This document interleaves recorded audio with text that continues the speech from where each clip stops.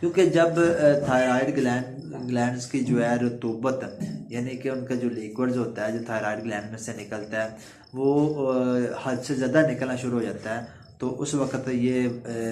وقت آتا ہے، ایک ایسا وقت آتا ہے کہ وہ جسم میں موجود دانتوں اور ہڈیوں کے سے جو ہے نا وہ ایکسٹرا ہو جاتا ہے، کیلشیم جو ہے نا وہ ایکسٹرا ہو جاتا ہے، جس سے جو ہے نا وہ کیلشیم ہمارے گردوں میں پتھرے بنانا شروع کر دیتا ہے۔ اس پر یہ ایک بات بڑی ہم غور سے چیز دیکھیں گے